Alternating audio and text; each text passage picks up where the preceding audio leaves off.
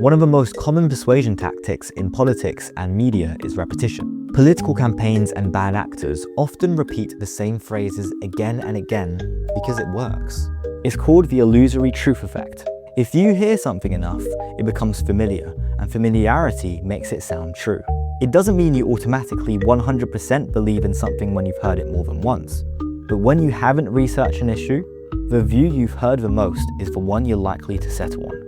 If you're exposed to two arguments, you're more likely to believe the one you've heard before. These repeated narratives are one of the main criticisms addressed to mainstream media. Scroll through TikTok and you'll see the popular opinion is that you can't trust mainstream media because it's owned by billionaires and spreads fake news. And some of that critique is valid. Many news outlets are owned by a few powerful people, and many are politically motivated. Even respected ones have messed up before. But there's a difference between healthy skepticism and total cynicism. Because when every article is suspect and every study is funded, you stop asking what's true. You stop trusting anything. You think you've become immune to fake news, but actually, you become easier to manipulate, not harder. You stop even trying to evaluate claims. You can't fact check every post. You can't trace every source.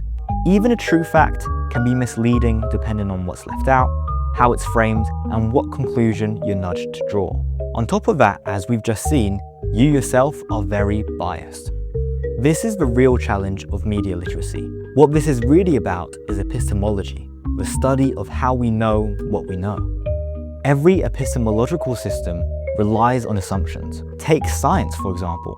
It assumes that your senses are mostly reliable, that repeated results mean something, that reality is observable. We can't know for sure if these beliefs are true. They're useful until proven otherwise. And the same goes for media. You make working assumptions, like that footage hasn't been edited or deceived, that a reputable outlet gets things mostly right, that some sources earn more trust than others. These assumptions are not perfect, but they're necessary, even when we should always be open to revision. In the end, the danger isn't that you believe something false, it's that you stop believing anything at all.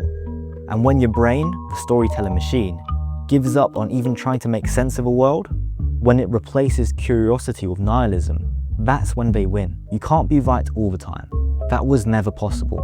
But you can decrease your chances of false beliefs. Real media literacy means developing an intuition of when to pause and investigate and being willing to change your mind. Thanks for watching.